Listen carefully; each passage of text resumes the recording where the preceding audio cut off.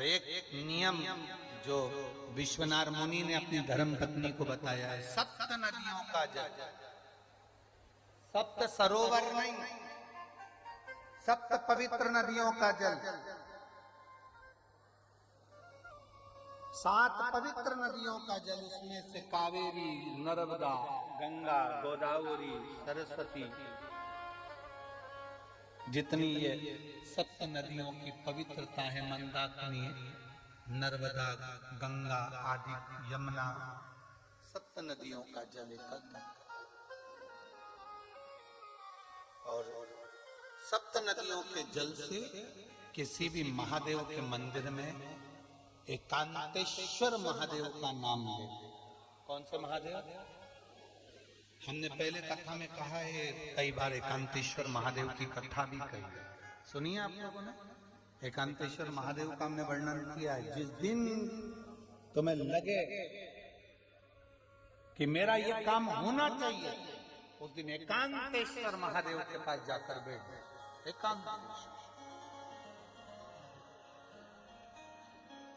एकांतेश्वर महादेव मतलब बाहर मिलेंगे। ये लोग कहते हैं कि यहाँ नर्मदेश्वर महादेव है। कल हम गए थे दर्शन करने के लिए। इनका कहना है कि ये नर्मदेश्वर महादेव है, पर हमारा जो स्पर्श मात्र से हम जो समझते हैं, हमने ये जाना है कि ये जो धरा है, ये जो भूमि है तारा बाबा की जो कुटिया है, ये शहर से दूर होना चाहिए। अर्थात पहले यहाँ शहर नहीं थी, ये एकांत में थे। एकांत में थी तो यहाँ जो तारा बाबा आराधना करते थे शंकर की, वो शंकर साधारण नहीं होगा, वो एकांतेश्वर महादेव ही कहलाए। एकांत, एकदम एकांत। इनका कहना है नर्मदेश्वर है, वो नर्मदा का शिवलिंग है। शिवलिंग कहीं का भी हो सकता है, पर उसकी एकांतता देखी जाती है, एकदम मौन, स्थिर, साथ बैठे, जहाँ केवल शिव के सिवा कुछ भी नहीं, शंकर के सिवा कुछ। जो आया वो गुफा के चक्कर में घुस गया, जिसको शंकर से मिलना था वो डायरेक्ट पहुंच गया, उसे गुफा से मतलब ही नहीं रहा, उसे तो एकांतेश्वर से मतलब था। पहुंचा, बैठा, जल चढ़ाया, स्पर्श किया और चल बाबा से अपने दिल की हृदय की बात। एकांतेश्वर सप्त नदियों का जल रखकर, सप्त बेलपत्र के ऊपर सप्त नदियों का जल, एक बेलपत्र ली, उसके ऊपर एक कटोरी में, एक बाटकी में, एक पात्र में एक नदी का जल, दूसरी बेलपत्र ली, दूसरी कटोरी में फिर जल, फिर तीसरी में बाबा की आराधना कर कर, शिव से विनती कर कर, भगवान शंकर के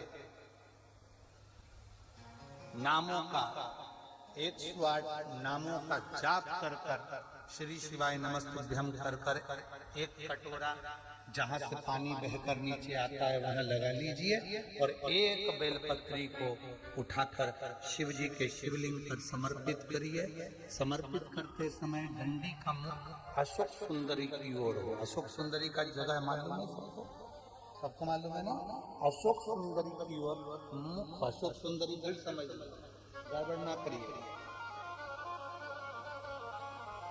ये शिवलिंग जलाधारी, ये जल बह रहा है नीचे सामने से, स्थान गणेश जी का, कार्तिकेय जी का, बीच में एक मोटी सी लाइन होती है, वह अशोक सुंदरी का स्थान है।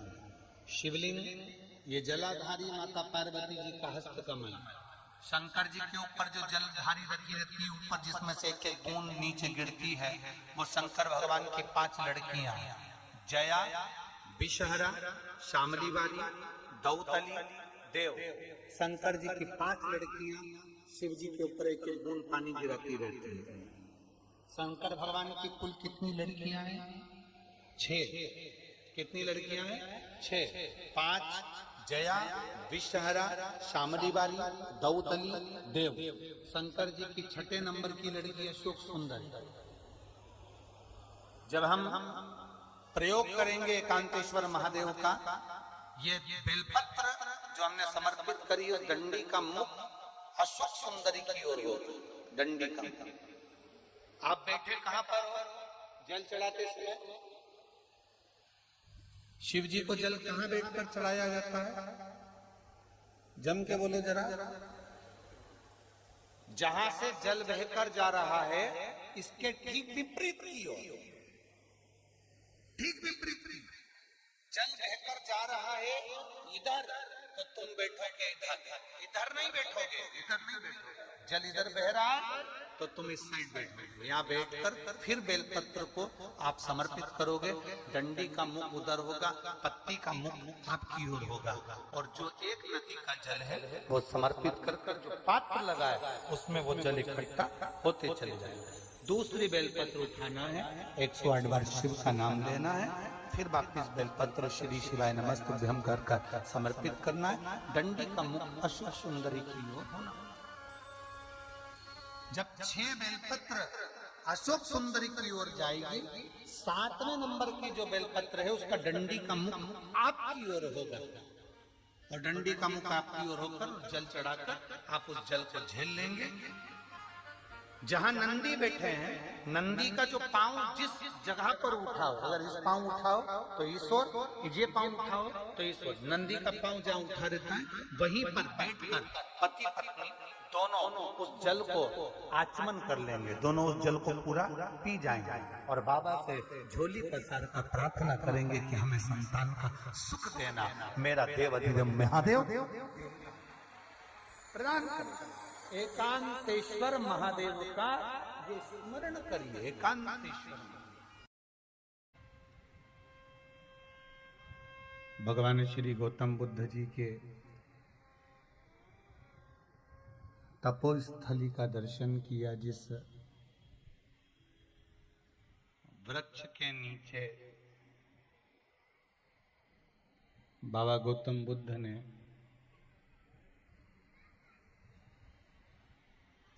एक भक्ति का मार्ग पकड़कर, एक ज्ञान का मार्ग पकड़कर परमात्मा का मिलन का भाव प्रकट किया। जिस वृक्ष के नीचे तप साधना करी वहां दर्शन किया। बौद्ध गया में गौतम बुद्ध बाबा के मंदिर का भी दर्शन किया।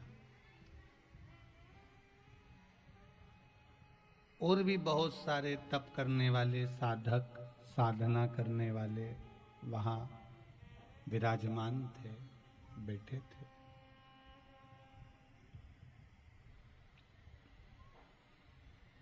उनकी भी तप साधना चल रही थी।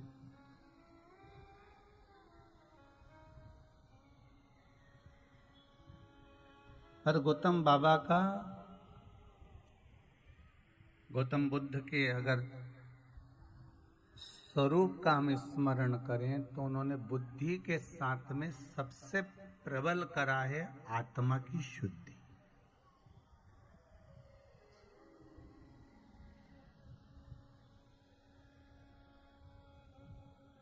और वो आत्मा की शुद्धि कोई दूसरा नहीं कर सकता। आत्मा की शुद्धि हमें स्वयं को करना पड़ेगी। आत्मा की शुद्धि हमें स्वयं करना है।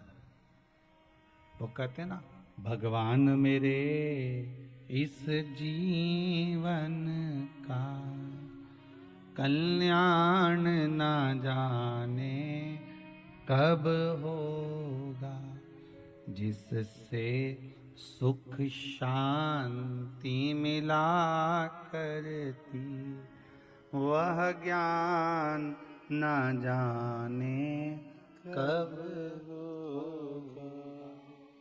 अर्थात गौतम बुद्ध बाबा की उस तपोस्थली से ये प्राप्त करना चाहिए कि हमें बुद्धि की जरूरत नहीं, हमें आत्मशुद्धि की जरूरत है।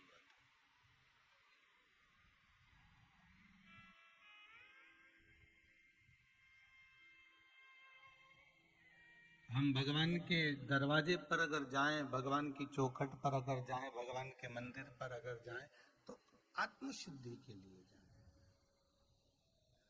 और जिस दिन इस आत्मा की शुद्धि मूल रूप से हो जाएगी, उस दिन फिर परमात्मा को पाने का कोई लक्ष्य रह ही नहीं जाएगा।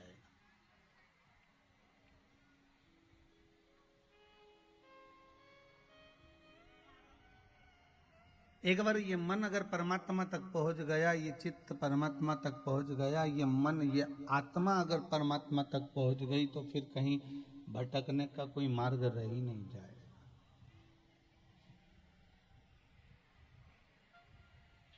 हम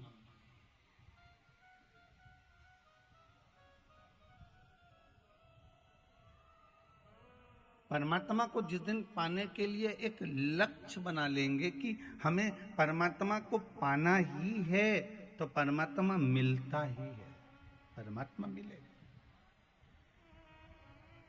ये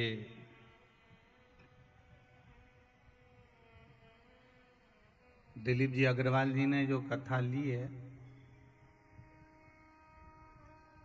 ये कथा कोई अभी साल भर पहले की ली हुई नहीं है। कितने साल हो गए इस कथा को लिए? 2.5 साल पहले ये कथा उज्जैन में ली गई थी। बल्कि पूरा पूरा कहें तो 3 वर्ष ही हो गए। उज्जैन में ये कथा 3 साल पहले ली थी, तब जाकर। और देखो प्रभु की कृपा भी देखिए कितनी प्रबल है कि कथा भी जो ली गई थी, तारीख वही है, वर्ष भी वही है, और इनकी कथा होना थी तो बीच में 2 वर्ष कोरोना महामारी के रहे, पर बाबा ने ये वर्ष भगवान को कथा करवाना थी शेर घाटी में, तो बाबा ने करुणा कर करवाई। एक लक्ष्य निश्चित था।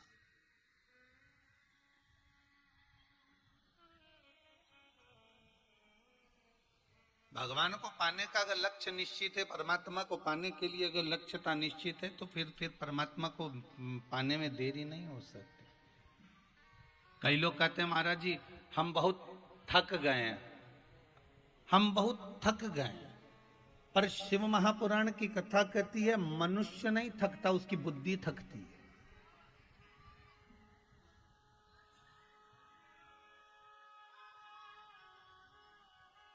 मानव नहीं थक रहा है, उसके विवेक, उसकी बुद्धि। इसलिए बारंबार आपसे निवेदन है, इस बुद्धि को, इस मन को, इस चित्त को कहीं गलत जगह पर मत जाने देना। इस बुद्धि को अगर भेजना तो परमात्मा की शरणागति में भेजना, भगवान की चौखट पर भेजना, भगवान के दरवाजे पर भेजना। बहुत मिलेंगे आपको ज्ञान देने वाले। अरे कहाँ पड़े हो शंकर जी के चक्कर में, कहाँ पड़े हो राम जी के चक्कर में, कहाँ पड़े हो देवी माता के चक्कर में, कहाँ पड़े हो भगवान विष्णु के चक्कर में। ज्ञान देने वाले दुनिया में बहुत मिलेंगे आपको, आएंगे, भरमाएंगे, भटकाएंगे और अपने को इधर उधर भेजने का प्रयास करेंगे, पर भटकना मत।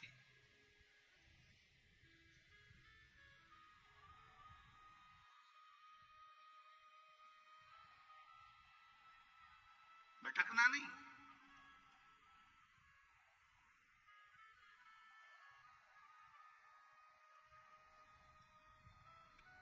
अपने बच्चों को अगर मार्ग दे रहे हो तो सत्य मार्ग दीजिए।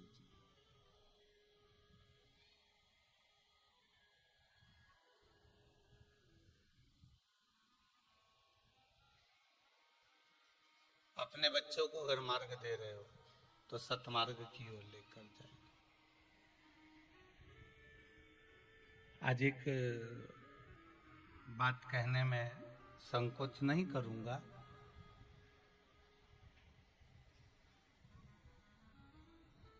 शेर घाटी में कथा करने आए हैं,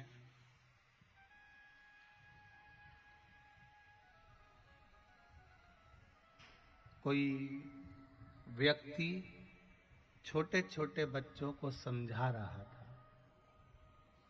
कि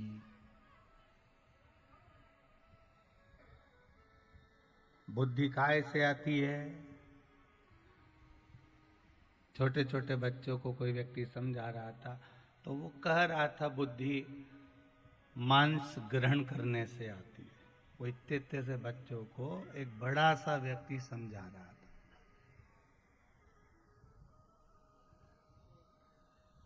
अब एक समझने वाली बात है कि छोटे बच्चों को आप जैसा मरोड़ना चाहोगे, जैसा मोड़ना चाहोगे, वो वैसा मोड़ेगा।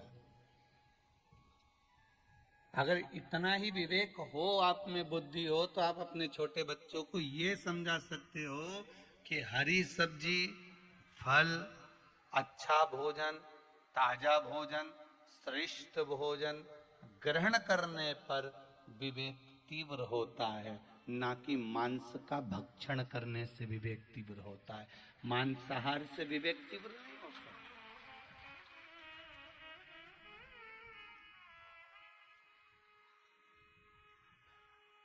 विवेक की तीव्रता मांसाहार से नहीं है महाराज।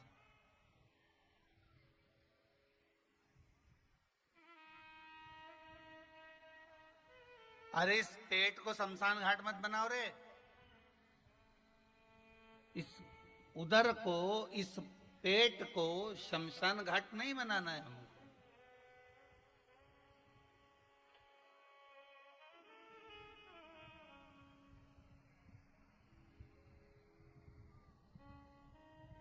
अपने बच्चों को अगर हम ज्ञान दे रहे हैं, हम बोलेंगे नहीं कि हमने कहाँ सुना, कैसे सुना, किस तरह से सुना।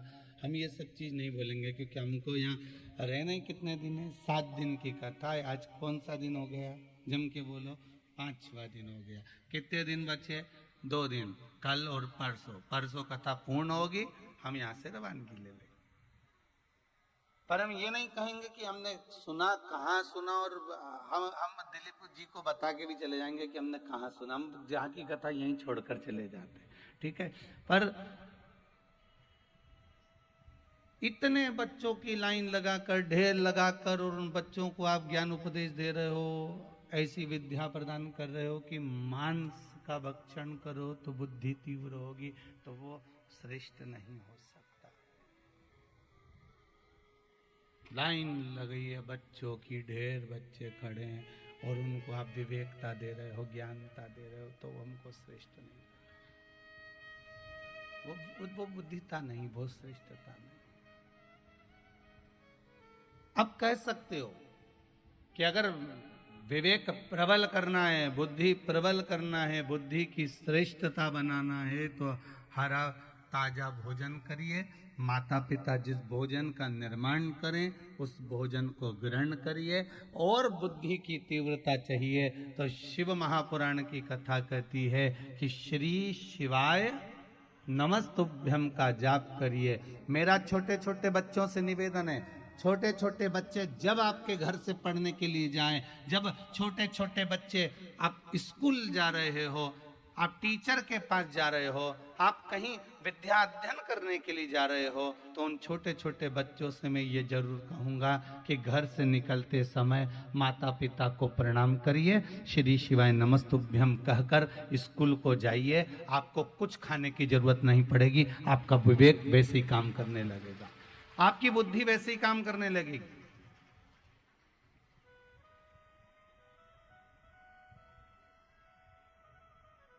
छोटे छोटे बच्चों को आपको ये नहीं सिखाना है कि आप मांस का आहार करिए। अरे भैया, बड़ी मुश्किल से तो दुनिया के लोग बड़ी मुश्किल से तो छूटते हैं।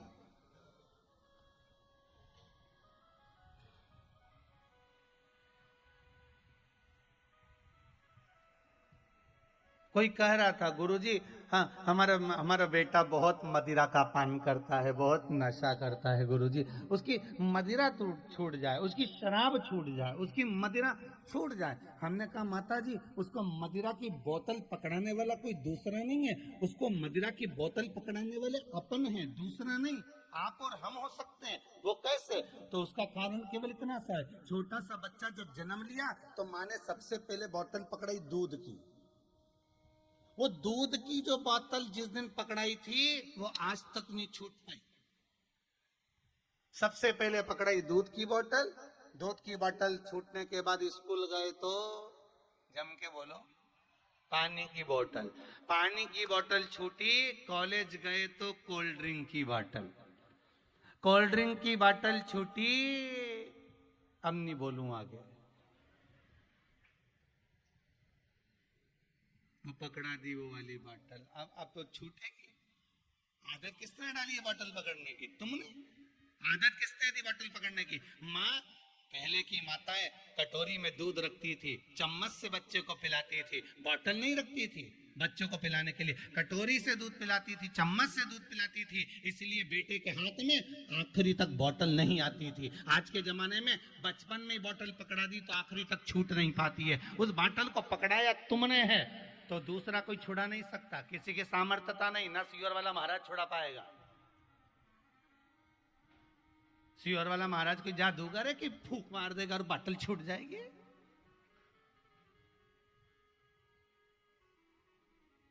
पकड़ाया तुमने है।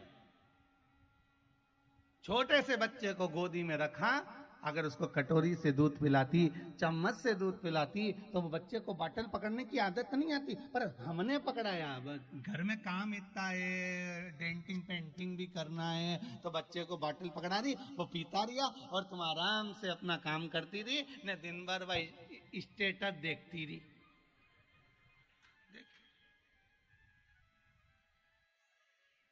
बच्चा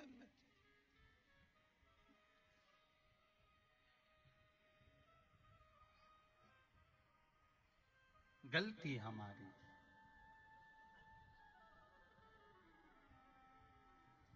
किसी को कष्ट देकर, किसी को दुख देकर, किसी को तकलीफ देकर यदि हम भगवान का भजन भी करें ना तो उसमें श्रेष्ठता नहीं हो सकती।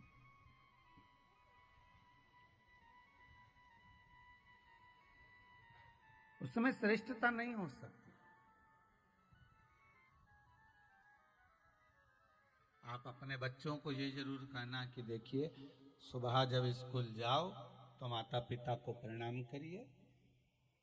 अगर कोई शिक्षक, अगर कोई ज्ञान देने वाला, अगर कोई विद्वान किसी बच्चों को भी ज्ञान दे रहा है तो उनसे निवेदन है, ये सब चीजें ना देते हुए एक चीज जरूर दो कि अपने माँ बाप को प्रणाम करके आयो, अपने माता पिता को नमन करके आयो, अपने माता पिता को साष्टांग कर कर आयो, भगवान का नाम, ईश्वर का नाम लेकर आयो, भगवान का नाम लेकर आयो।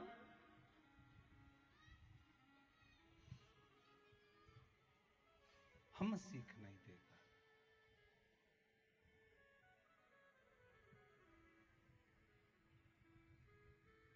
और फिर निवेदन करूंगा, अगर बच्चों को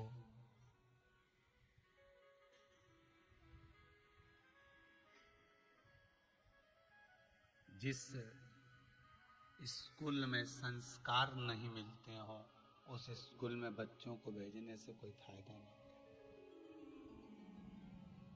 कोई लाभ नहीं, रत्ती भर का भी। जिस गांव में पानी की कमी होती है वहां की फसल बिगड़ जाती है, जिस घर में संस्कारों की कमी होती है वहां की नस्ल बिगड़ जाती है।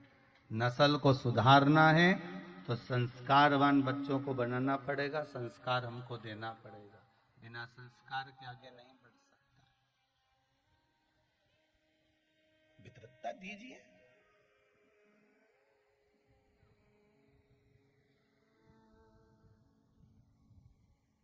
गौतम बुद्ध बाबा को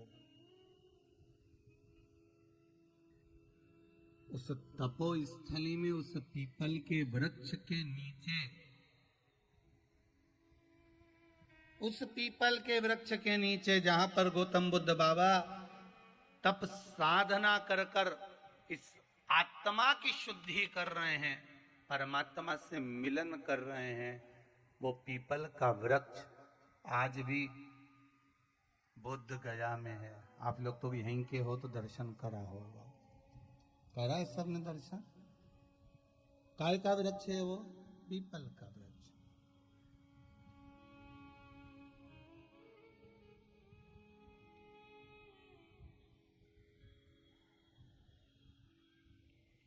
आज भी है।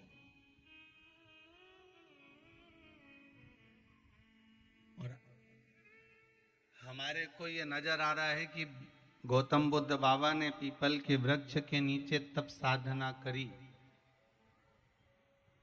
माता लक्ष्मी की बहन दरिद्रता भी पीपल के वृक्ष के नीचे बैठी। शनि महाराज भी पीपल के वृक्ष के नीचे विराजमान हुए। श्री नारायण भी पीपल के वृक्ष के नीचे विराजमान हुए। अर्थात ये हमारा भाव कहता है कि पीपल के वृक्ष के उस जड़ में, पीपल के वृक्ष के उस भाग में भगवान का निवास है, परमात्मा का निवास है।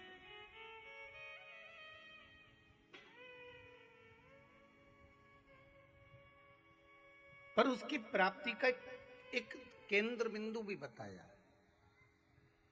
उसकी प्राप्ति का एक केंद्र भाव भी वर्णन किया गया है महाराज, उसकी प्राप्ति का।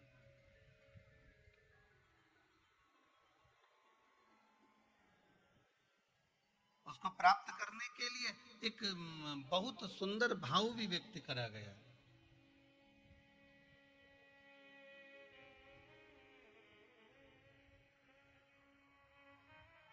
महाराज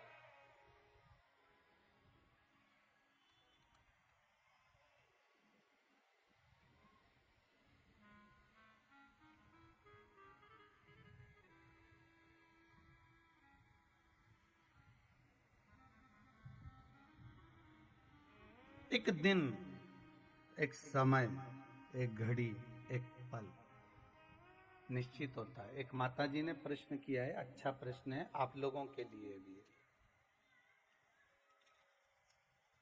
आप लोगों के लिए भी है। वो अच्छा पूछा है, इसलिए उसका वर्णन।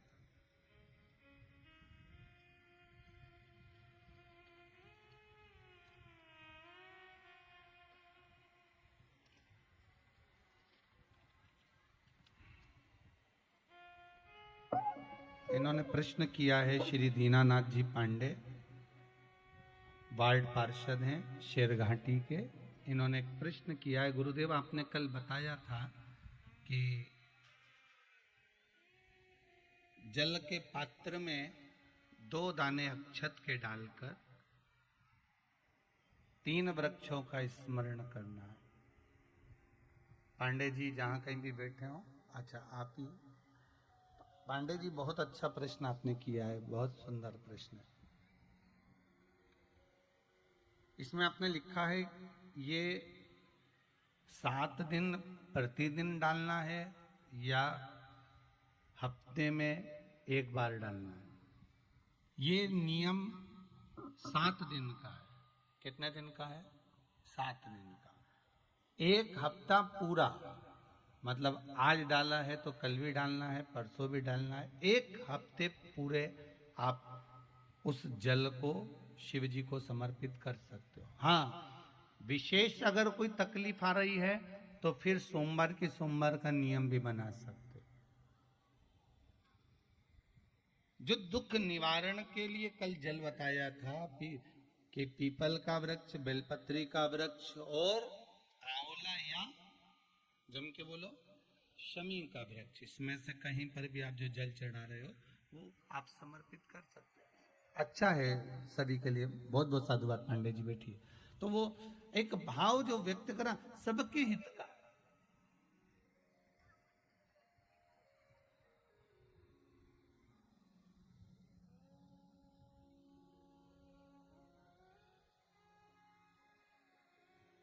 सबके भाव का है महाराज, सबके हित का। अगर कोई कहे आपसे कि मंदिर क्यों जाए, मंदिर जाने की जरूरत ही क्या है, किस लिए जाया जाए। आज के जमाने में ज्ञान उपदेश देने वाले ज्यादा ही हो गए महाराज। वो लोग कहते हैं लोगों को बुद्धि की कमी हो गई, हम कहते हैं बुद्धि की नहीं, शुद्धि की कमी हो गई। वो शुद्धि शिव महापुराणी करेगी, इसके सिवा कोई नहीं कर सकता। आपको विवेक देने वाले, अकल देने वाले ढेर मिलेंगे, और वो बुद्धि देने वाले एक बात जरूर कहते हैं, अरे तुम्हारे हिंदू धर्म में इतने सारे देवता, तुम्हारे हिंदू धर्म में इतने सारे देवता, तुम्हारे हिंदू धर्म में इतने सारे देवता। अरे कम से कम एक को पकड़ना चाहिए, एक को साधना चाहिए। तो उनसे कह देना भैया हमारा हिंदू धर्म जो है वो सीधी सीधी कलयुग में जैसे बफेट नहीं चलती ऐसा है। यहाँ गुलाब जामुन, महा दही बड़ा, पानी पतासा, छम्मक लड्डू, इधर कुछ। गयो शादी में? शादी में कौन कौन गया? यहाँ पे बफेट होता है? क्या बोलते? बफे बोलते, बफेट बोलते, क्या बोलते? जम के बोलो। बफा सिस्टम। तो वो जो होता है उसमें अलग अलग भोजन अलग अलग जगह पर रख दिया जाता है। तो तुम सारा भोजन चखते हो कि नहीं चखते हो? चखते हो ना कि दही बड़ा भी खाओगे, पूड़ी भी खाओगे, तंदूरी रोटी भी खाओगे, दाल मखानी भी खाओगे, ये सामान भी खाओगे, रबड़ी भी खाओगे, खीर भी खाओगे। सारी चीजें तुमने चखी और तुम्हें जो चीज ज्यादा पसंद आएगी वो 2 बार खाओगे कि नहीं खाओगे? जम के तो बोलो, खाओगे ना। अगर जो चीज ज्यादा पसंद आ गई, चाउमीन पसंद आ गया, पानी पतासा गोलगप्पा पसंद आ गया, तो तुमने 2 बार लिया, 3 बार लिया, और ज्यादा पसंद आ गया 4 बार लिया। तो सब चीज चखी और आखिरी में एक वस्तु ज्यादा खाई। हमारे हिंदू धर्म में 33 कोटि देवता है और हमारा शास्त्र कहता है तुम 33 कोटि देवता में से किसी भी देवता को भज लो, सबका स्वाद स्मरण कर लो, आखिरी में 33 कोटि देवता में से एक देवता को तो पकड़ कर रखो। पर दुख उस बात का होता है कि हिंदू धर्म को छोड़कर लोग जब दूसरे धर्म में प्रवेश करते हैं, दुख तब होता है कि हमारे धर्म में इतना पकवान था, इतना भोजन था, इतना राजसी ठाट था, फिर दूसरे धर्म में जाने की जरूरत क्या पड़ गई तुमको? फिर दूसरे धर्म में प्रवेश करने की जरूरत क्या पड़ गई तुमको?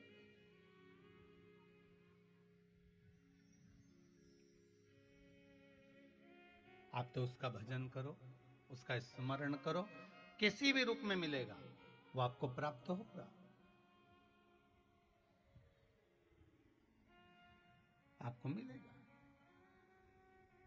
और जब भगवान को पाने का तरीका आपको आ गया, बस किसी भी रूप में, बस वो मिल सकता है, उसको पाना है, हमको उसको प्राप्त करना।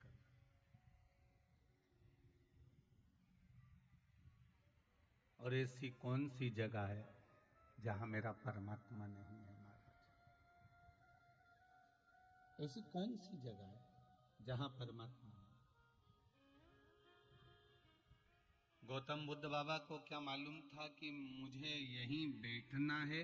पर गौतम बुद्ध बाबा ने वो पीपल का जो वृक्ष चुना, गौतम बुद्ध बाबा ने जो पीपल का वृक्ष सुना, उनको मालूम था इस पीपल के वृक्ष में 52,000 ब्राह्मणों का वासा होता है। पीपल के एक वृक्ष में 33 कोटि देवताओं का वासा होता है। 52,000 ब्राह्मण का वासा पीपल के वृक्ष में होता है। एक पीपल के वृक्ष में लक्ष्मी और नारायण का वासा होता है। एक पीपल के वृक्ष में दारिद्रता देवी का भी वास होता है।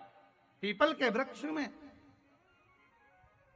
33 कोटि देवता भी विराजमान है, दरिद्रता भी विराजमान है, लक्ष्मी भी विराजमान है। आपको पहले भी कथा में कहा कि रविवार के दिन पीपल के वृक्ष के नीचे नहीं जाना चाहिए। कहा था कि नहीं कहा था कि रविवार का दिन पीपल के वृक्ष के नीचे दरिद्रता देवी का स्थान होता है, इसलिए जाओ, पर खाली पात्र लेकर मत जाओ। अगर आप पीपल के वृक्ष के नीचे रविवार को भी जा रहे हो तो पानी का लोटा लेकर जाओ, कंकु चावल लेकर जाओ, रोली लेकर जाओ, चंदन लेकर जाओ, पुष्प लेकर जाओ, पर भरा हुआ लेकर जाओ, कुछ ना कुछ लेकर जाओ। और वहां से भी खाली नहीं आना, कुछ ना कुछ लेकर ही आना। वहां से फूल भले जरा सा लेकर आना, पर लेकर आना। रविवार को अगर आप पीपल के वृक्ष के नीचे जा रहे हो तो आपका समर्पण होना चाहिए। कुछ लेकर जा रहे हो। पीपल के वृक्ष के नीचे दरिद्रता देवी का वास रविवार को हो जाता है। बाकी के दिनों में लक्ष्मी का निवास, शनि का निवास, 33 कोटि देवता बड़े आनंद के साथ रहते हैं। भगवान विष्णु ने उनको वर प्रदान करा।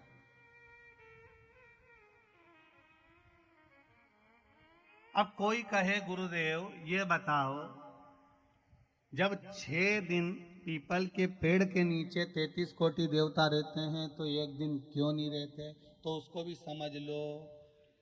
सब घरों में लाइट रहती है, बोलो रहती कि नहीं रहती? सब घरों में,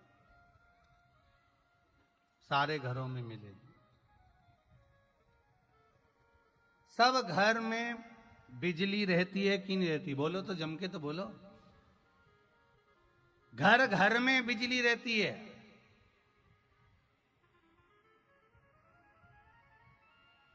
शेर घाटी की है? अरे बोलो जम के। घर घर में बिजली है, घर घर में बिजली रहती है। तो सब घर बिजली घर हैं क्या? अरे बोलो जम के। सब घर बिजली घर हैं क्या? नहीं, घर घर में बिजली है पर सब घर बिजली घर नहीं हो सकते।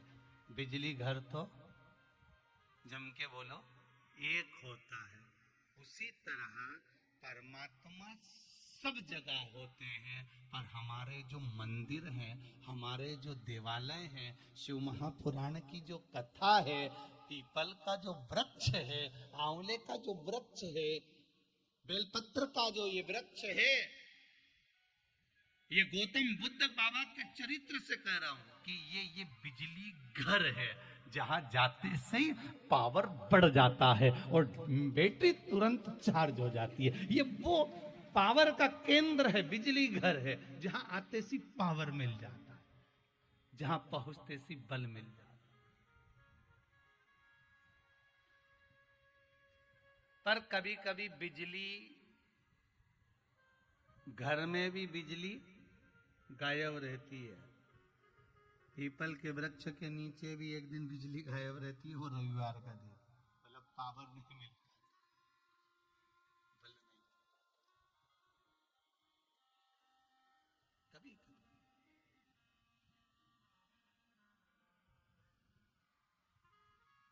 घर घर में बिजली है, पर बिजली घर सब घर नहीं है। घर बिजली घर एक होता है जहां पर पावर प्रबल होता है। उस पावर को हमें लेना है। पावर जब हम लेंगे तो हो सकता है जैसे गौतम बुद्ध बाबा ने पीपल के वृक्ष के नीचे बैठकर उस बल को, उस पावर को लिया, तो गौतम बुद्ध बाबा ने अपनी आत्मा की शुद्धि कर ली। आत्मा की शुद्धि कर ली तो वो केवल बुद्धि से नहीं, वो गौतम बुद्ध के नाम से प्रसिद्ध हो गए। जब आत्म शुद्धि होती है तो जीव का कल्याण हो जाता है। आत्म शुद्धि के बल,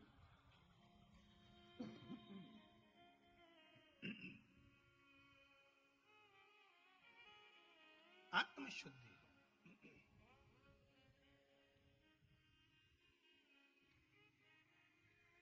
सर्वस्व वही परमात्मा है।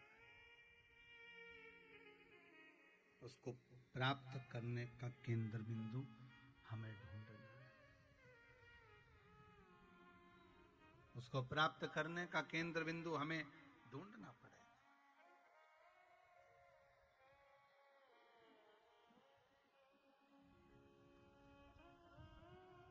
कोई अगर आपको जगा रहा है, कोई आपको अगर जगाने का प्रयास कर रहा है, तो आपको क्यों जगा रहा है? रात्रि के समय पर गश्ती वाले आते हैं, सीटी बजाते हैं, आवाज लगाते हैं। यहाँ आते कि नहीं आते मालूम नहीं शेर घाटी में, पर आधी रात को आकर आवाज लगाते हैं, जागते रहो। शेर घाटी में आते हैं, आवाज लगाते हैं, सीटी बजा बजा कर कहते जागते रहो, जागते रहो, जागते रहो। उन गश्ती वालों को क्या पड़ा जो तुमको जगा रहे हैं? उनको जगाने का कारण केवल इतना है, रात को अगर तुम नहीं जागे तो तुम्हारी तिजोरी का माल चोर ले जाएंगे। रात को वो गश्ती लगाते हैं कि जागते रहो, जागते रहो, जागते रहो। दिन में इस भारत की भूमि के संत, साधु, सन्यासी, तपस्वी, साधक, उपासक और कथाकार कथा के माध्यम से आपको जगाने का प्रयास करते हैं कि अभी भी मौका है, जाग जाओ। रात को नहीं जागे तो तिजोरी का माल चोर ले जाएंगे, और दिन में नहीं जागे तो तुम्हारी इस विवेक को, इस बुद्धि को लोग भ्रष्ट कर देंगे, ना जाने कहां ले जाकर छोड़ देंगे।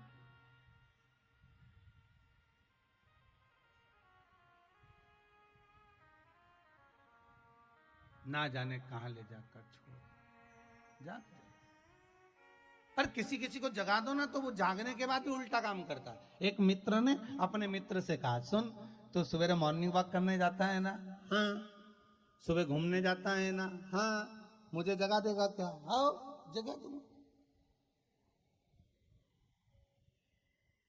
अब उसने आज सवेरे से इसको जगा दिया और सुबह से फोन करा, उसे उठाया, उठाने के बाद वो उठा, उठने के बाद में सवेरे से ही चालू हो गया। अब वो रोज जो सवेरे उठता था ना, रोज प्रतिदिन वो क्या करता था? मॉर्निंग वॉक करने जाता था, घूमने जाता था, साथ में भगवान का नाम जपते जपते जाता था। श्री शिवाय नमस्तुभ्यं, श्री शिवाय, बोलते जाओ जरा, श्री श्री शिवाय।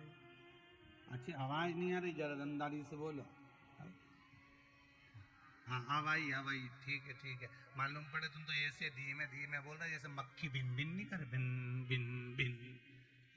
थोड़ा अच्छे से तो बोले, तुम्हें आवाज अच्छे से आए, दमदारी से। भगवान को भी तो लगना चाहिए कि क्या बोल रही, मालूम पड़े माइकी में अच्छी दमदारी। श्री शिवाय, श्री शिवाय। आप कितने बढ़िया बोले, आप कितने अच्छे बोले। बस बस, ठीक है, बहुत बढ़िया। घर जाके नजर उतरवा लेना, अच्छे बोले हो।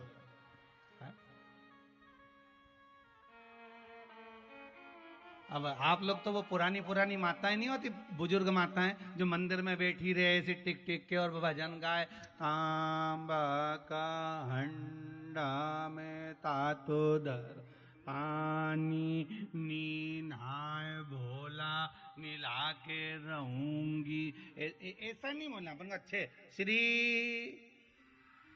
अरे साथ में तो बोले, हम श्री बोल रहे तुम शिवाय बोल दी। साथ में बोला श्री शिवाय नमस्तुभ्यम। अब मंत्र ठीक हुआ है। वो मंत्र का जाप स्मरण जरा ठीक होना चाहिए।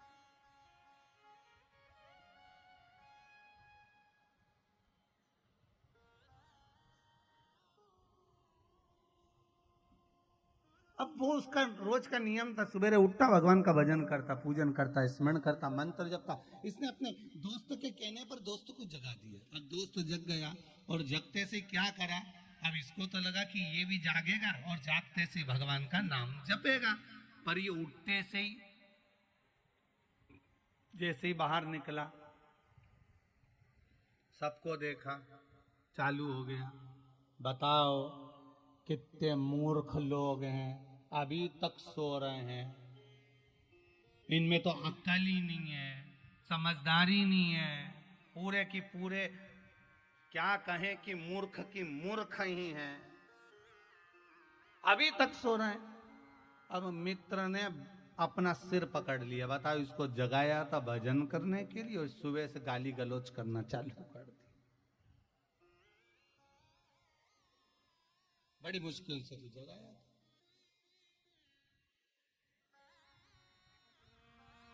अब कोई तुमको जगा दे, अगर मान लो तुम शिव महापुराण में कहे और शिव महापुराण में कथा को श्रवण कर कर आपकी बुद्धि जाग गई, आपका विवेक जाग गया, आप भगवान की भक्ति में लग गए, तो आपका क्या फर्ज है कि आप अगर कथा में जा रहे हो, शिव महापुराण की कथा सुनने के लिए जा रहे हो, तो आपका क्या फर्ज है कि अपनी अड़ोसन, अड़ोसन जानते हो, पास वाली अड़ोसन, पड़ोसन, पीछे वाली धड़ोसन,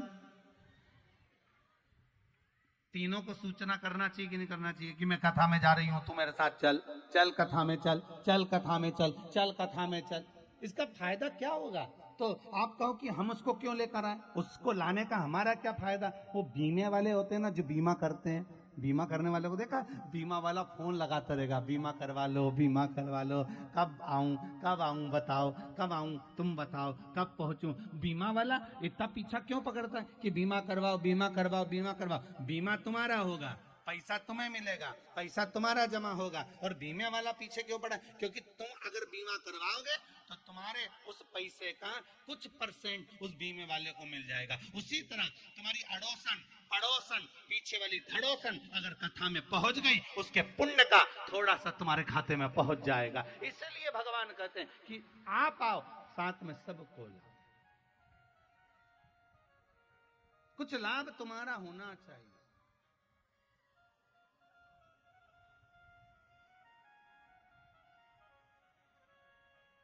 किस किस की आई है?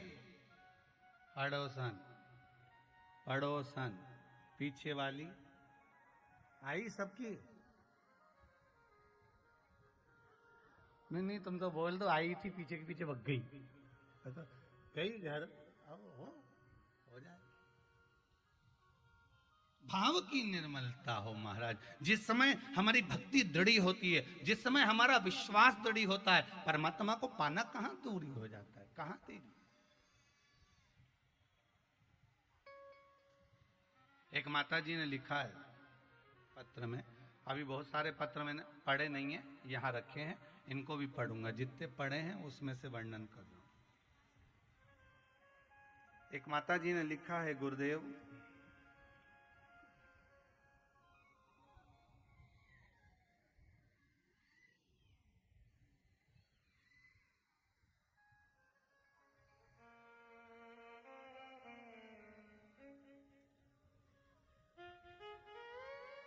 गीता देवी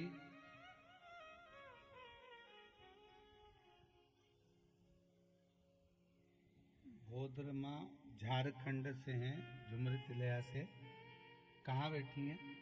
गीता देवी आप ही हैं? माइक दीजिए जरा।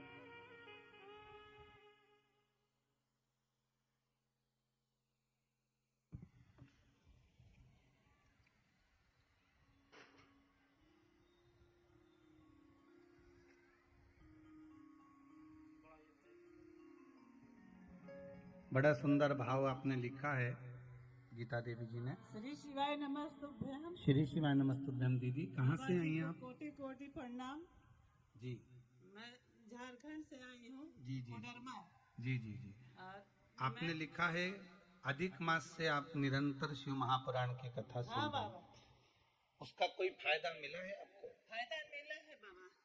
मेरी 3 बेटी है, इसका शादी नहीं हो रहा था, लेकिन 2 बेटी का शादी हो गया, हालांकि होने वाला है। पक्का हो गया है ना? हाँ, इसी महीने है। इसी महीने है क्या? बहुत बहुत बधाई आपको, बहुत बहुत बधाई। मतलब बाबा ने सुनी ना? हाँ बाबा सुनिए। और अच्छी सुनी ना?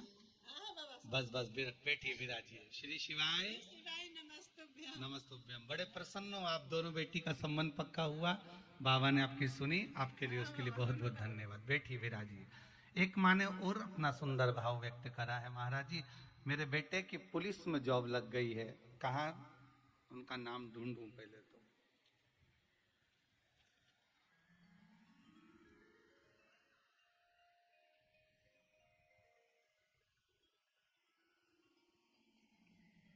उर्मिला देवी हैं।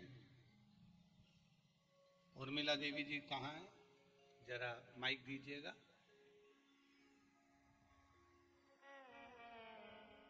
आपने लिखा है दीदी, कोटि कोटि नमन करती हूँ, अप्रैल महीने से कथा सुन रही हैं आप। श्री शिवाय नमस्तुभ्यम बाबा। श्री शिवाय नमस्तुभ्यम। दीदी कहाँ से आए हैं आप? पटना से। पटना से आए हुए हैं। बहुत बहुत साधुवाद आपको। आप शेरघाटी आए बाबा की कथा में। जी बाबा ने सुना आपका? जी। प्रणाम गुरुदेव। काय में नौकरी लगी है उनकी? पुलिस में। पुलिस में नौकरी लग गई है। बिहार पुलिस। अच्छा, बहुत बहुत साधुवाद आपको, बहुत बहुत बधाई। बाबा ने आपकी सुनी, उसके लिए बहुत बहुत धन्यवाद। बैठिए। श्री शिवाय नमस्तुभ्यम। नमस्तुभ्यम। बाबा कृपा करे, बस आपका विश्वास अगर पक्का है, भरोसा अगर दृढ़ है, विश्वास अगर प्रबल है,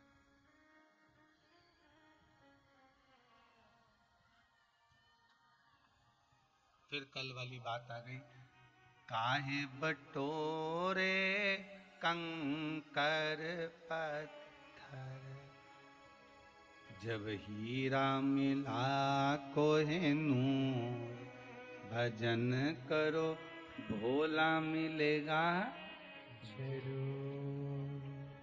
क्यों?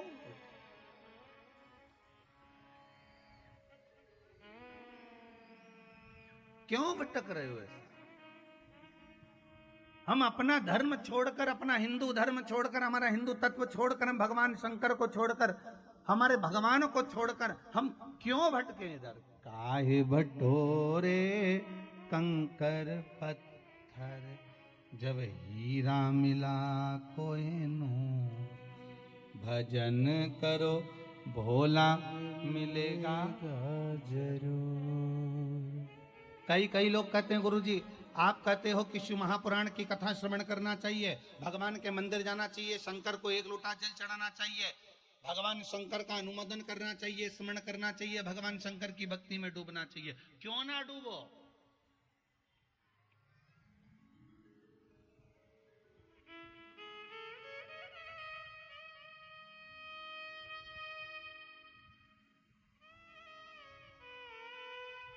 क्यों ना डूबे?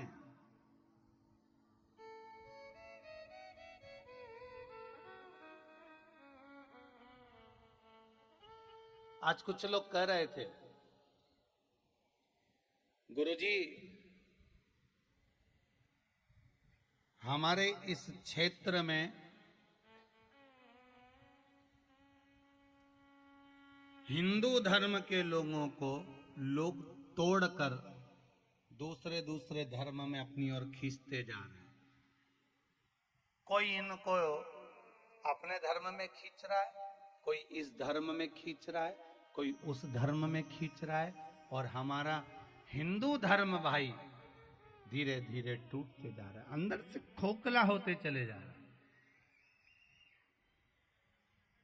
उन्होंने कहा, उसके बाद में एक भाई ने बड़ा सुंदर कहा गुरुदेव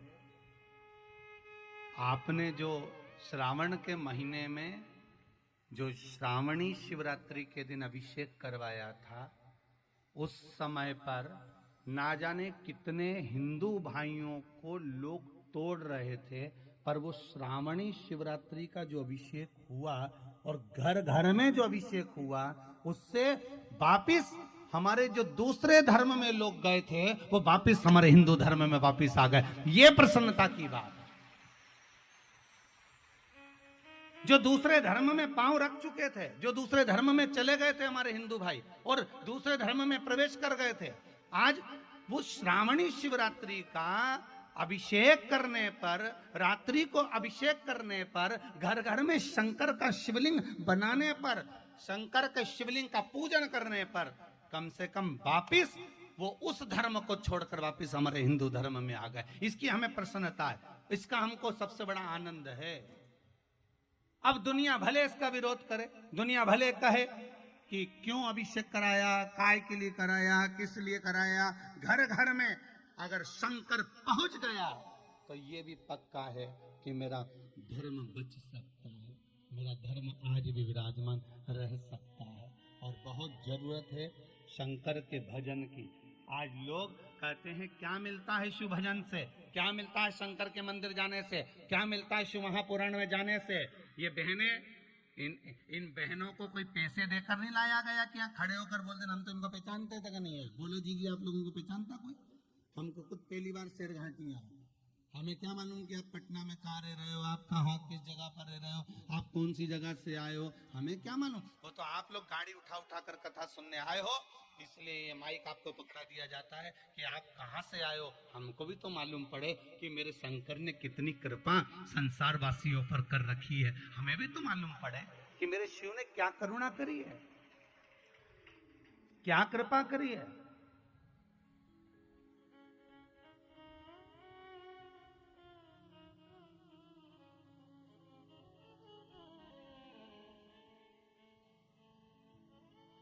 आप पर कितनी कृपा मेरे शंकर करें। क्या मिलता है शंकर की कथा में जाने से, ये आपको 3 महीने बाद मालूम पड़ेगा।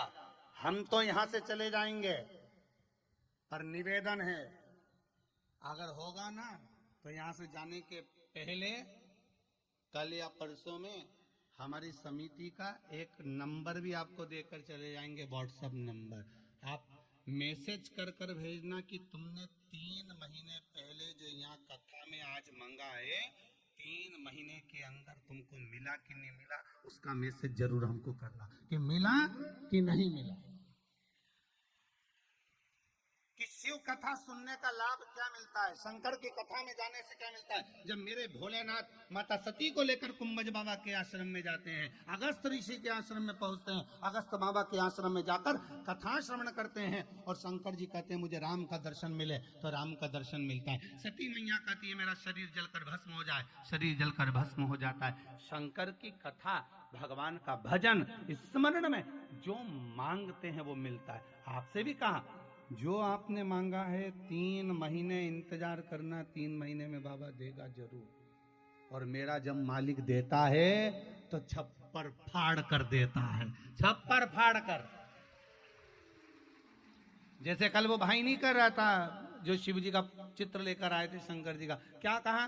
2200 रुपए की नौकरी करता था गुरुजी, 2200 रुपए महीना मिलता था, पर आज किसी चीज की कमी नहीं। 30 लाख की तो जमीन पड़ी है, मकान, दुकान, जमीन सब दे दिया बाबा ने, और कथा लेने के लिए आया।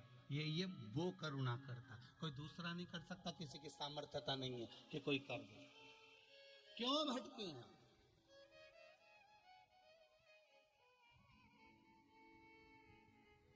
क्या नहीं मिलता है शंकर की कथा से? आप बैठो तो कथा में जाकर, आप शिव की कथा में जाकर तो बैठो, पर मन लगा कर बैठना, नहीं तो आधा मन तो पीछे चप्पल में लगा।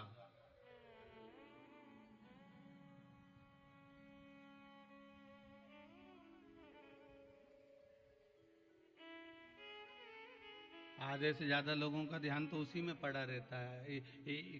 कई लोग तो आरती में भी खड़े रहे तो वही ध्यान रखे, मात पिता तुम मेरे।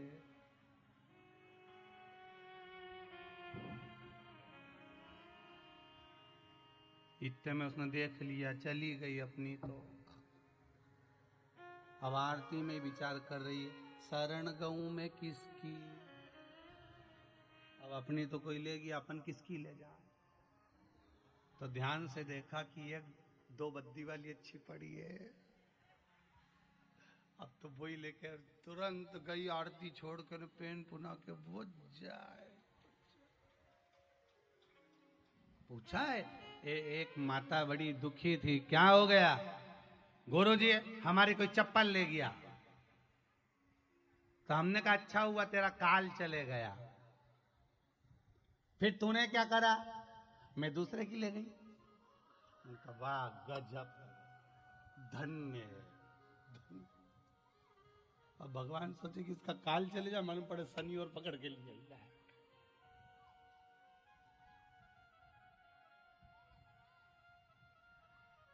धर्म की जय हो, अधर्म का प्राणियों में सद्भावना, विश्व का कल्याण। तो विश्व का कल्याण कब होगा? जब आपका कल्याण होगा, मतलब आप स्वयं भगवान से जुड़ोगे, भजन करोगे, स्मरण करोगे, तब कल्याण।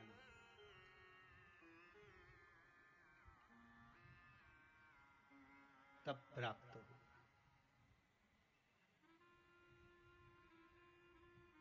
शिव कथा कह रहे हैं, क्यों बटोरे हम कंकर? मात्र शंकर भगवान पर एक लोटा जल चढ़ाने का भी उसका फल प्राप्त हो जाता है। एक लोटा जल शिव पर चढ़ा। एक बात बहुत ध्यान से सुनिएगा, पहले भी कहा है, आज फिर कहते हैं। मान लो कोई लीवर, किडनी, कैंसर जैसी बीमारी भी अगर हो गई है, तो शिव महापुराण की कथा कहती है महामृत्युंजय मंत्र का स्मरण करो। कौन से मंत्र का? महामृत्युंजय मंत्र का स्मरण करो। किसी विद्वान ब्राह्मण से पूछकर उस मंत्र का जप करवाओ, या आप जप करो या स्मरण करो। साथ में मक्खन के शिवलिंग का निर्माण करिए। कौन से शिवलिंग का? मक्खन के शिवलिंग। आपको मालूम होगा पूरी दुनिया में एक ही मंदिर है शंकर का, जिस मंदिर में शंकर जी के ऊपर बिजली गिरती है और शंकर जी के टुकड़े टुकड़े हो जाते हैं। शंकर जी के इतने छोटे छोटे टुकड़े हो जाते हैं। फिर कोई एक उस स्थान पर एक ब्राह्मण परिवार है जिसके घर में कोई पूरा पैदा नहीं हुआ, पांव विकलांग रहता है। वो गांव में से मक्खन इकट्ठा करता है, उस माखन को ले जाकर शंकर जी के टुकड़ों को उठा उठाकर मक्खन से वापिस जोड़ता है, एक लोटा पानी चढ़ाता है। उसके बाद में हाथी की सूंड से भी अगर शिवलिंग तोड़वाया जाए तो नहीं टूट पाता। उसका नाम है बिजली महादेव। कौन सा महादेव है? बिजली महादेव, जो मनाली में विराजमान है। कुल्लू मनाली में है। मनाली में अगर बिजली गिरती है तो बिजली गिरते से सबसे पहले शंकर जी के शिवलिंग पर गिरती है। इतना बड़ा शंकर का शिवलिंग टुकड़े टुकड़े हो जाते हैं। उसका नाम बिजली महादेव। छोटे छोटे टुकड़े शंकर भगवान के हो जाते और शिवलिंग के टुकड़े होते हैं, फिर वापिस उसको माखन से जोड़ा जाता है। वो बिजली महादेव। कभी आप लोग कुल्लू मनाली जाएं तो इधर उधर हिल स्टेशन पर घूमने की जगह एक बार बिजली महादेव का दर्शन कर कर अवश्य आए। जाने का देखना हो तो नेट पर सर्च कर कर देख लिया करो कि बिजली महादेव जाना है, कहाँ पड़ेगा, कितने किलोमीटर पड़ेगा, ऊंचाई भी है, थोड़ा पैदल चलना पड़ता है। बिजली महादेव, बिजली गिरती है, शंकर के छोटे छोटे टुकड़े हो जाते हैं। टुकड़े होने के बाद एक परिवार का व्यक्ति ऊपर जाता है, चढ़ता, धीरे धीरे धीरे धीरे माखन मांगकर उसको लगाता है शंकर भगवान। तो यहाँ शिव महापुराण की कथा कहती है, बड़ा रोग आ गया, बड़ी बीमारी आ गई, घबराना नहीं, घबराना नहीं। महामृत्युंजय मंत्र का स्मरण करो और माखन के शिवलिंग का निर्माण करो। माखन के शिवलिंग का निर्माण कर कर उसका पूजन अर्चना कर कर सुबह के समय पर उसका स्मरण करो, पूजन करो। शाम को प्रदोष काल के समय पर भगवान शंकर का पूजन दूसरी बार कर कर उसको विसर्जन करो। धीरे धीरे धीरे धीरे जो बड़ी बीमारी आ जाती है वो धीरे धीरे औषधि रोग पर काम करना प्रारंभ कर देती है, दवाई लगना प्रारंभ हो जाती है और व्यक्ति को आराम मिलना प्रारंभ हो जाता है। मक्खन के शिवलिंग का सुख रोग मुक्ति के लिए अच्छा है। माखन का शिवलिंग। हमारे यहाँ तो 33 कोटि देवताओं ने अलग अलग शिवलिंग का निर्माण करा। कोई मोती का शिवलिंग बनाते हैं, कोई पार्थिव शिवलिंग का निर्माण करते हैं, कोई दही के शिवलिंग का निर्माण करते हैं, कोई मूंगे का शिवलिंग, कोई पारद का शिवलिंग, कोई स्फटिक का शिवलिंग, कोई स्वर्ण का शिवलिंग। हमारे 33 कोटि देवताओं ने अलग अलग शिवलिंग का निर्माण करा है, अलग अलग चीज के लिए कि व्यक्ति को उसका लाभ क्या मिलना चाहिए, उसका फल क्या मिलना चाहिए।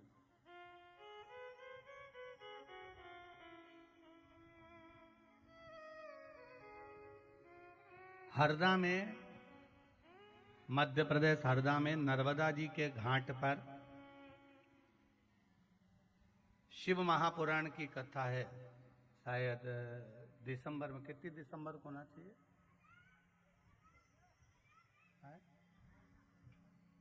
कितने?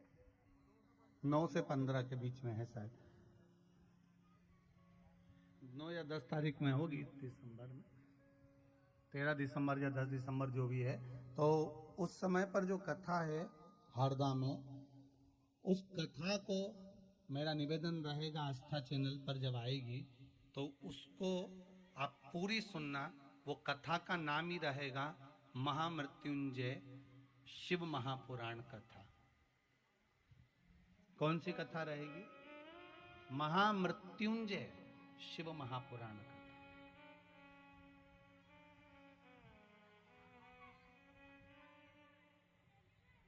मृत्युंजय मंत्र की प्रधानता क्या है। उस शिव महापुराण को अवश्य सुनना कि वो शिव पुराण साधारण नहीं हो सकती। उसमें एक एक रोग को मिटाने के लिए, एक एक बीमारी को मिटाने के लिए, एक एक रोग को समाप्त करने के लिए, चाहे वो उदर से जुड़ा हो, नेत्रों से जुड़ा हो, श्रवण शक्ति से जुड़ा हुआ, वाणी से जुड़ा हुआ, कोई निपट गूंगा हो गया, सुनाई नहीं दे रहा, श्रवण शक्ति चली गई, उसके लिए नेत्र ज्योति चली गई, उसके लिए वो महामृत्युंजय शिव महापुराण की कथा जो नर्मदा की घाट हरदा से चलेगी, उसका श्रवण अवश्य करना आस्था चैनल पर। महाराज साधारण नहीं।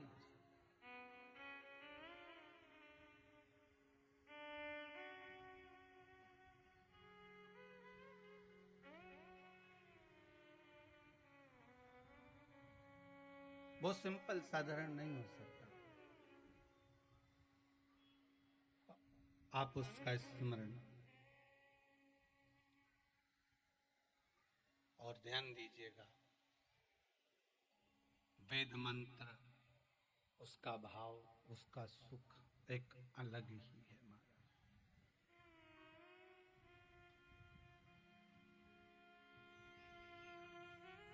उसका भाव, उसका सुख एक अलग ही, उसका आनंद कुछ दूसरा ही। श्री शिवाय नमस्तुभ्यं। श्री शिवाय नमस्तुभ्यं।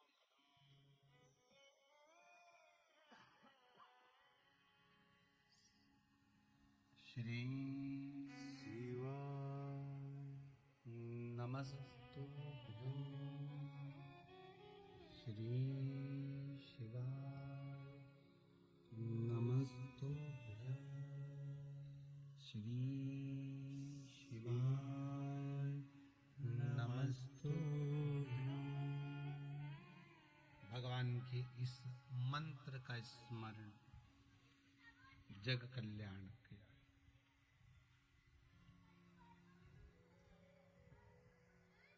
रोग मुक्ति के लिए मक्खन के शिवलिंग का निर्माण है महाराज। मक्खन के शिवलिंग रोग मुक्ति के लिए।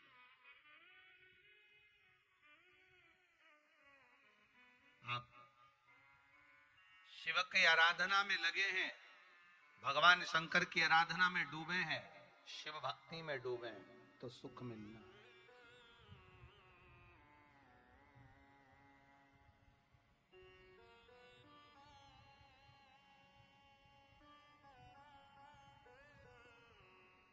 वो प्राप्त जरूर हो। तारकासुर के प्राण छोड़ गए। तारकाक्ष, विदुम्माली, कमलाक्ष की, ये तीनों भी चले गए। ये तीनों भी समाप्त हो गए। समय आया, देवाधिदेव महादेव के नेत्र बंद थे, बंद नेत्र से अश्रु का एक बूंद नीचे गिरा, और अश्रु का बूंद जब नीचे गिरा, उस अश्रु के बूंद के गिरने पर, अश्रु का एक बूंद जब नीचे गिरता है तो उससे एक बालक जन्म लेता है जिसका नाम अंधकासुर हुआ। क्या नाम पड़ा है? अंधकासुर। अंधकासुर। और वो अंधकासुर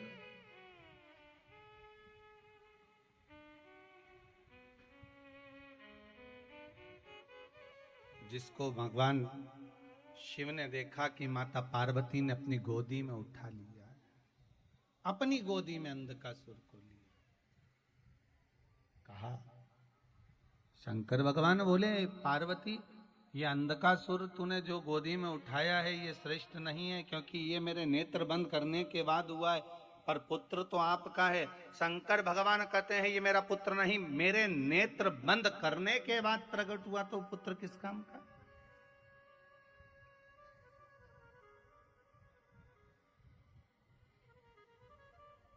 वो पुत्र किस काम का? जो नेत्र बंद करने के बाद प्रकट हुआ, उस पुत्र की परिभाषा क्या है?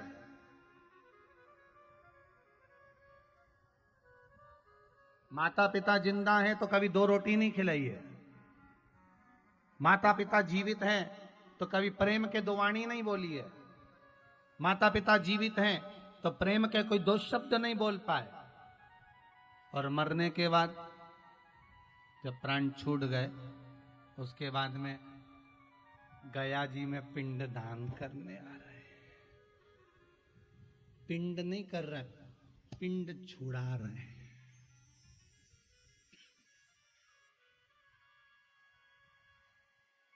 पिंड नहीं कर रहे, पिंड छुड़ा रहे।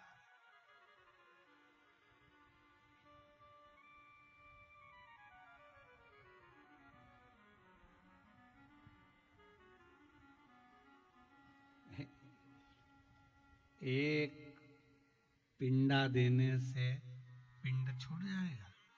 जम के तो बोलो जरा, दमदारी से बोलो जरा। गया जी के पास में रहते हो, ये मत सोचना कि एक पिंडा दे दिया तो पिंड छूट गया।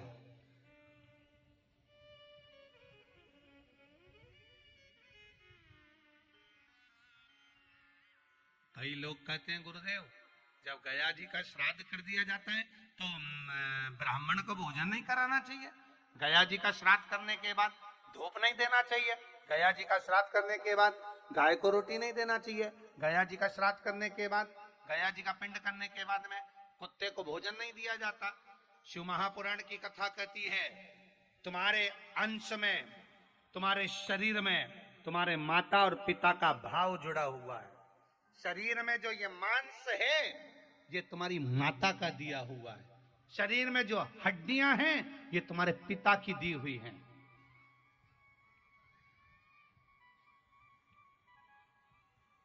तुम्हारे माता पिता ने तुमको ये हड्डी और ये शरीर में मांस दिया है। और जब तक तुम्हारे शरीर में ये मांस है, जब तक तुम्हारे शरीर में ये अस्थियां हैं, तुम्हारे शरीर में जब तक ये हड्डी और मांस है, तब तक अगर तुम जिंदा हो, तब तक भले गया जी का पिंड कर देना, भले तुम्हारे ब्रह्म कपाली कर आना, भले बद्रीनारायण में जाकर छोड़ जाना, काशी में पिंड दियाना, इलाहाबाद का पिंड कर आना, तुम्हारी मर्जी पड़े, जहां जाकर पिंड दे देना। पर शास्त्र कहता है, शिव महापुराण, गरुड़ पुराण कहती है, पद्म पुराण, अग्नि पुराण, नर्मदा पुराण कहती है, जब तक शरीर में मांस है और हड्डी है तुम्हारे माँ बाप की दी हुई, तब तक, जब तक तुम जिंदा हो, तब तक तो तुम्हें श्राद्ध पक्ष में ब्राह्मण को भी भोजन कराना चाहिए और गाय को भी रोटी देना चाहिए। उनको याद करना चाहिए कि हमारे माता पिता ने इस शरीर दिया है, उसकी दी हुई श्वास हमारे भीतर चल रही है, ये श्वास हमारे अंतर। ये नहीं कि तुमने गया जी में पिंड दे दिया तो पिंड छूट गया तुम्हारे माँ बाप से। नहीं नहीं नहीं,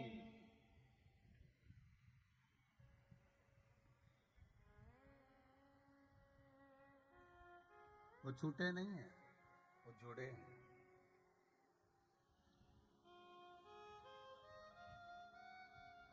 वो दे प्रदान करे, वो जब तक शरीर है दो।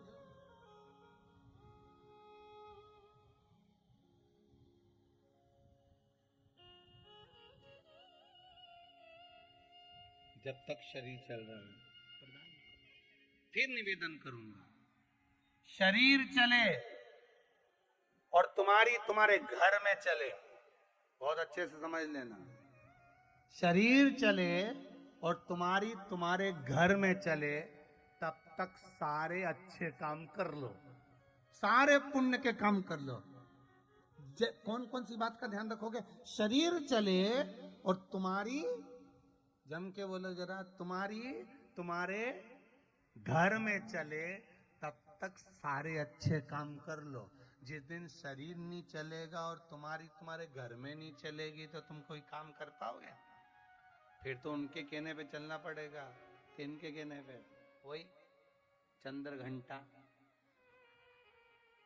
और वही कुसमांडा, जो घर में 2-3 बहुएं इकट्ठी होती ना, जगदम्बा होन, त्रिवेणी संगम, गंगा यमुना सरस्वती, जब इकट्ठी होती है तो ऐसी हलचल होती है। तुम इलाहाबाद में जाकर देखना, प्रयागराज में तीनों नदी जब इकट्ठी हो तो वहां पर एकदम ऐसा बहाव इतनी तेज हो जाता है। तो तुम सोचो कि तुम्हारा घर में जब 3 बहुएं आएंगी, 2 बहुएं आएंगी, 4 बहुएं आएंगी तो हलचल नहीं होगी क्या? बोलो तो सरी। तुम तो सोचो कि भगवान गुरु जी हमारे घर में शांति रहे, शांति रहे, शांति रहे। गुरु जी तो आशीर्वाद दे कि शांति हो, पर ये 3 घाट की इकट्ठी हो रही है।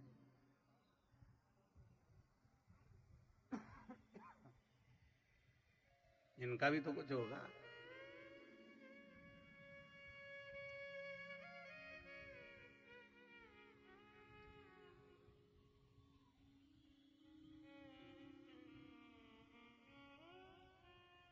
भाव रिझाइए महाराज, उसको पाने का तरीका आपके हृदय को।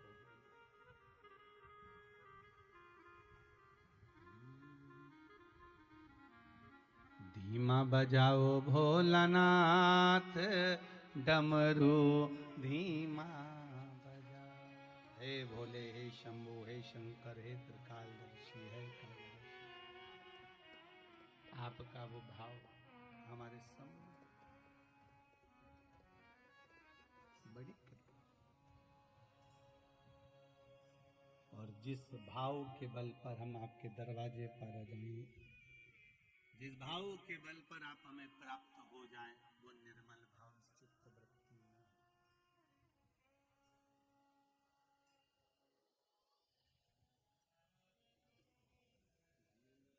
महाराज,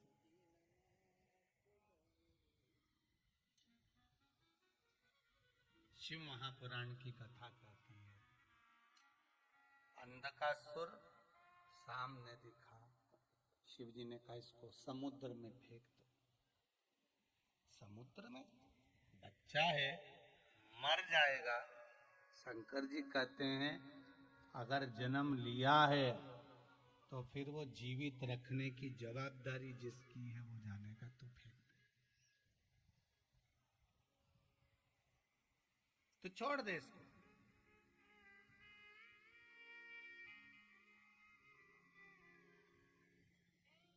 तो इसको जल में छोड़। प्रभु बड़ा भाग्य चाहिए भगवान के चरणारविंद में पहुंचने के लिए, बड़ा भाग्य। फिर निवेदन करेंगे, जिसको जनता चुनती है वो संसद में जाकर बैठता है। कहां जाकर बैठेगा? संसद में। जिसको जनता ने चुना, आपने चुना, जिसको आप चुनते हो वो संसद में जाकर बैठता है। और जिसको मेरा महादेव चुनता है वही शिव महापुराण में जाकर बैठता है। साधारण नहीं है शंकर की कथा में बैठना।